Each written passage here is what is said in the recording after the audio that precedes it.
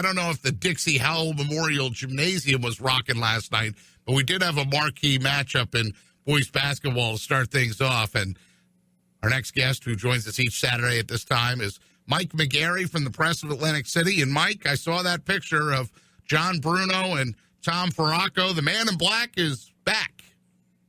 Yeah, Tom Ferracco back as Middle Township coach after a 3-year absence. Of course, in his first 10 years, more than 700 wins, 3 state titles, one of the top coaches in the state. He's back, but, Ocean City got the last laugh last night as, baseball players. I thought they were baseball players, Gannon Brady and Tom Finnegan. Well, they're pretty good on the basketball court, too.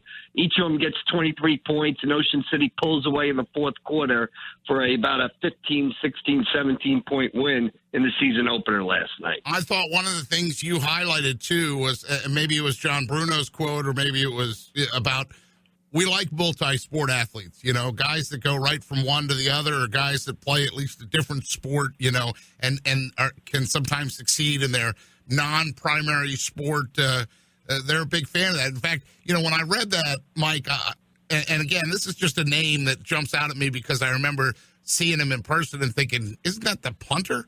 Like, remember when Mainland had Franklin Champion? I loved that name, Franklin Champion. Right.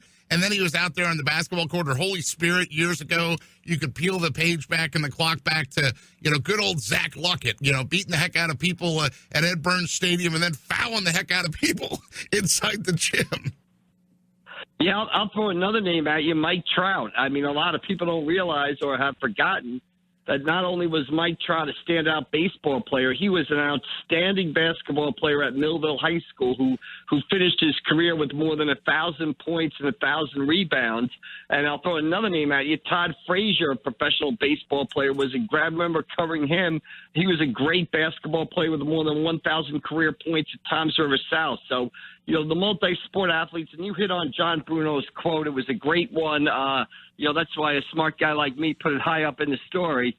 Multi-sport athletes, if you're successful in one sport, if you get used to winning, that carries over to other sports. And if you're in big spots, clutch situations, pressure situations in one sport, and you come through in that sport, it carries over to other spots. And certainly that's the case in Ocean City, because not only do they have Tom Finnegan and Gannon Brady, but they also start football players, Joe Rapetti, Mike Rhodes, and Brad Jamison, and those 3 kids are coming off a great football season.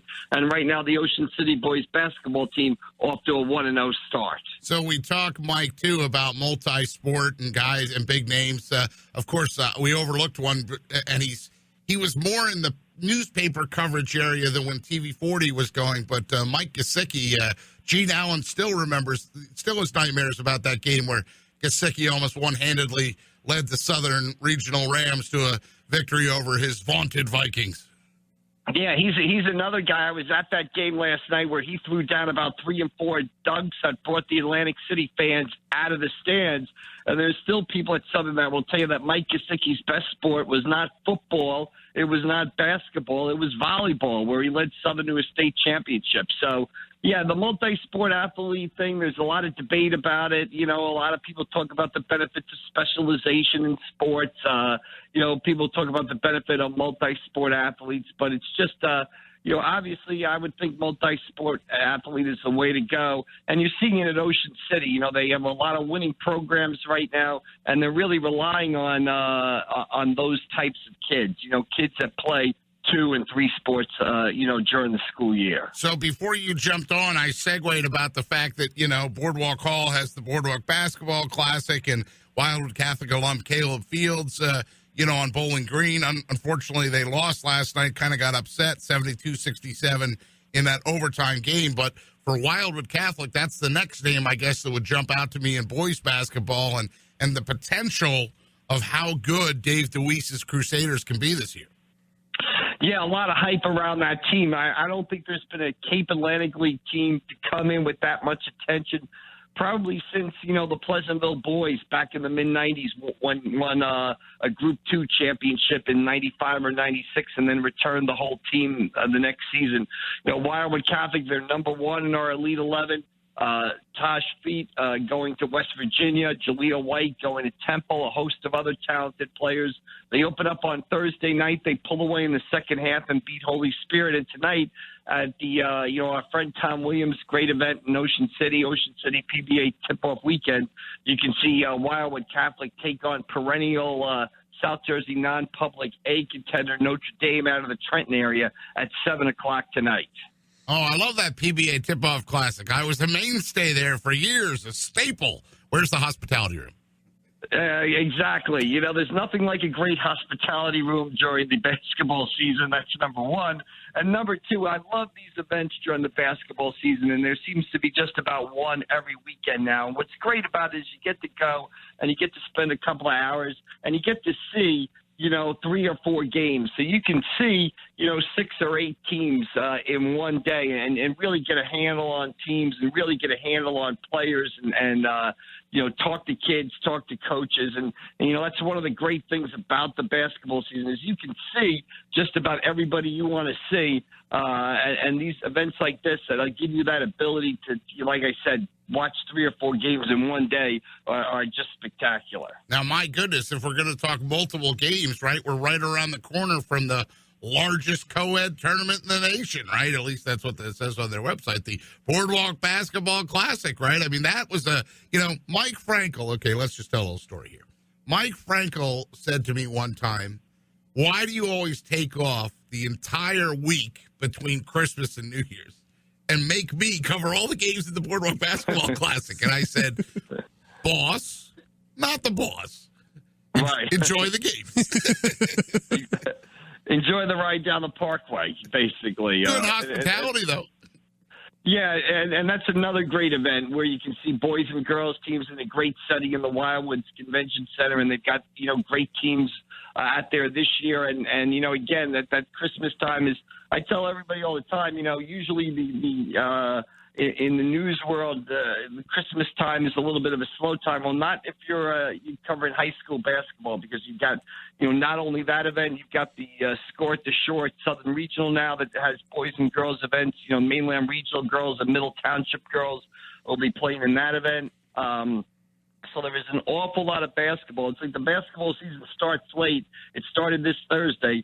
And, it doesn't stop till March 1st or the middle of March. There's something to do every night of the high school basketball season. So at least boys-wise, before we flip over to some of the girls' teams that are going to be prominent and featured, and I saw Kylie Watson's picture in the preview I guess that was yesterday, in my Press of Atlantic City, that I get delivered to my door from my man, Kim Johnson, my carrier who lives in Atlantic City and drives all the way out to Galway to drop it right on my doorstep. I appreciate that every morning. Subscribe to the paper. Can't say it enough. Yes, the boys' side, I know we talked about Wildwood Catholic. I know we talked about Ocean City a little bit. I guess we can't talk about boys' basketball and not mention what St. Augustine's going to look like, or Holy Spirit, or AC, or some of those other teams that we always think, well, how are they doing? How are they doing? How are they doing? Yeah, St. Augustine tonight, again, we talk about how you can see multiple games.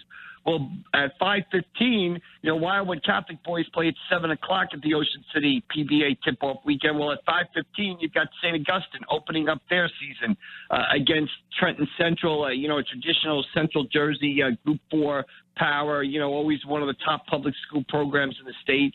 St. Augustine, we've got them number 9 in our Elite 11 so far this, coming into the preseason. They've got some size with Matt Delaney and Horner. They've got Kevin Foreman, an outstanding athlete and a senior leader. So, it should be another solid year for St. Augustine. I opened up the season Thursday night watching Atlantic City pull away from St. Joe in the fourth quarter. Atlantic City comes off that 10-15 season, first losing season in 50 years. But they look to be much improved. Stephen Byard at 24 points. He's a senior forward. He's a much more polished player this season. He showed a lot of potential as a junior, but he's improved greatly. And you've got Gene Allen now 6 wins away from passing Bill Swain to become the winningest coach in Atlantic City history. So something to follow there with the Vikings. And they'll be in action at the Ocean City PBA tip-off weekend tomorrow at 1:30. So, full circle there. We got to get on the payroll for all these events. I mean, we're plugging everything now.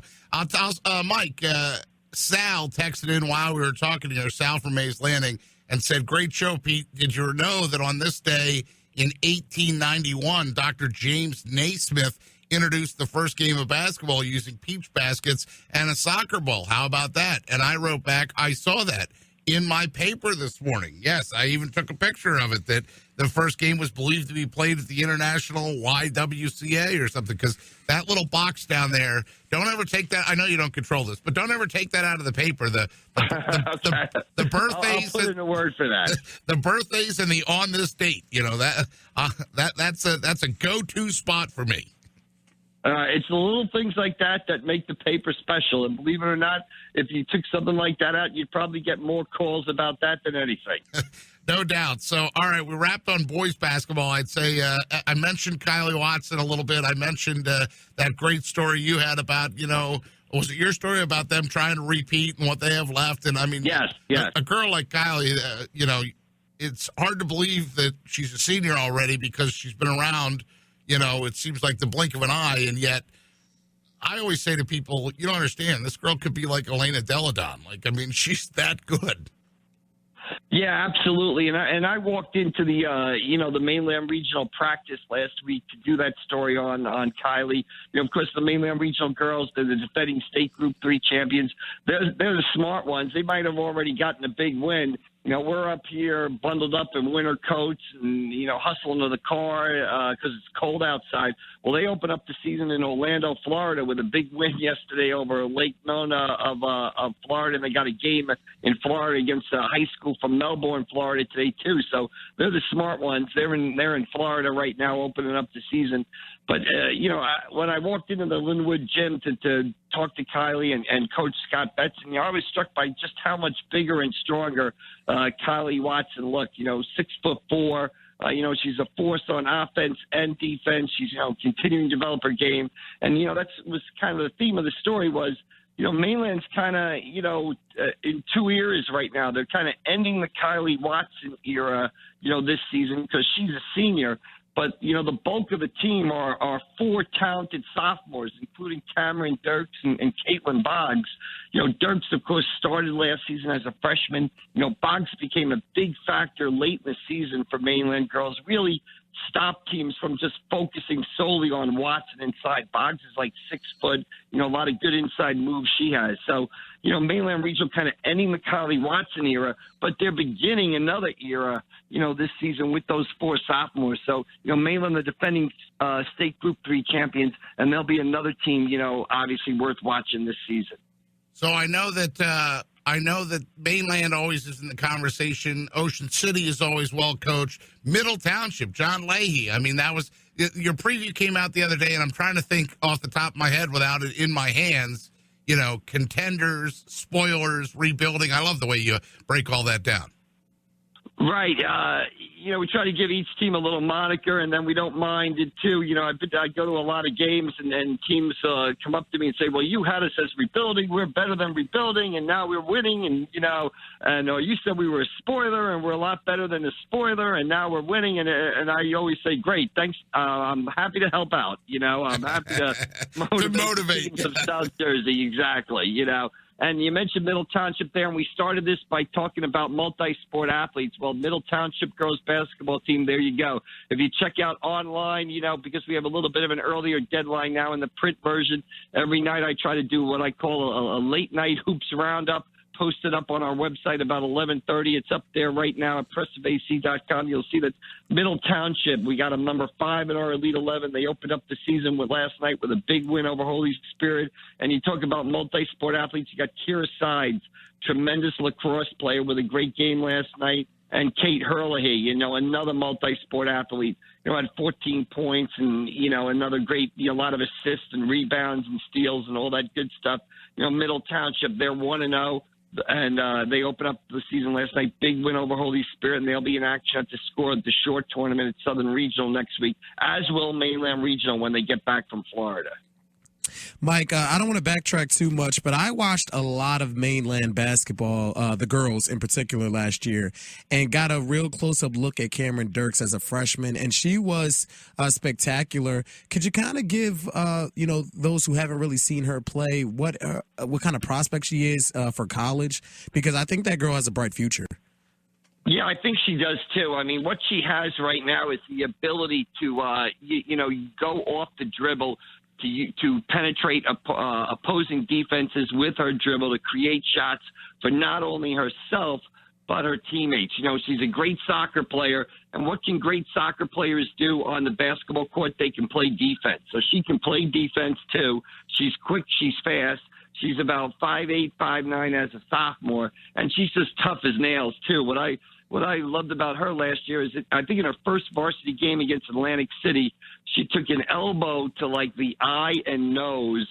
And, I went to cover an early season game last year, and she's playing in her second or third varsity game with a face guard on and one of those plastic face guards, and it didn't bother her at all.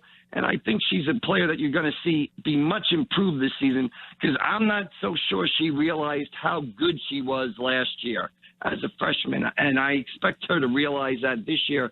Also, Coach Scott Betson talked about her, saying that they knew she was going to be a player, but they didn't know she was going to be this good. So this year they're going to put things in and maybe scheme a little bit for her and try to make things a little bit easier for her. So I think you're exactly right. I would expect big things from Cameron Dirks this season, and as well as the next 2 years, the rest of her mainland career. Mike McGarry with us from the Press of Atlantic City. He's with us each week at this time here on the Pete Thompson Show. Follow him on Twitter at ACPressMcGarry. And, Mike, we'll leave with a layup for you or a slam dunk for you. We'll close with the fact that you talked about defense, and that was kind of how I opened my show today, because I was talking about the Sixers getting stymied by a zone defense, and then I also mentioned the fact that you ran your column in yesterday's paper about Ben Simmons. The way you beat defense is to shoot over it from the perimeter. Ben, at times, often reluctant to shoot from the perimeter. Sixers, that's now 3 in a row they've lost, 2 straight at home. Okay, Sixers ready to give up on them?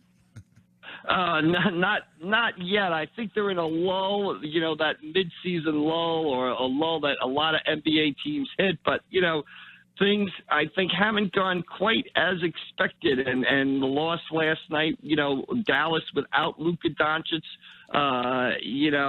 coming into Philadelphia and winning that game kind of handily, kind of raises some eyebrows. The loss to the Heat, the loss last night. And you mentioned the column that I wrote on Ben Simmons, and I just kind of think like this. Ben Simmons is one of the most, confounding basketball players I've ever seen. He does so many things well. He's a tremendous defensive player. He's a great passer. He is a triple-double machine. He's an NBA All-Star, and he's 23 years old. But yet this shooting thing, kind of hangs in the air, and it's a constant topic, and it's going to continue to be a topic, it's just one that the Sixers are going to have to live with, because I don't think Simmons is going anywhere, and I don't think he's going to start shooting three-pointers anytime soon. So it's just something that the franchise and their fans are going to have to live with. He's Mike McGarry. He's from the Press of Atlantic City. He's our guest each Saturday here on the Pete Thompson Show, right out of the gate at the 8:20 segment. And just to let you know, Mike, I'm going on a Flyers road trip. I'm following the orange and black, the boys, the Canadians, I'm going to follow them out to San Jose, Anaheim, Los Angeles, and Vegas. So for the next 2 weeks, you'll have Ryan Rothstein and Hunter Brody will be giving you the questions, and you will be providing the answers. So good luck with them. Treat them nice, and Merry Christmas to you, my friend. All right. Same to you, Pete. Merry Christmas to you, and happy holidays to everybody at the station and all the listeners out there. I enjoy coming on every Saturday and talking high school sports, and a lot of great cities: Anaheim, Los Angeles, Las Vegas. That's some good warm weather out there, so you enjoy it, and we'll see you down the road. Sounds good. I am going to enjoy it very much, Mike McGarry.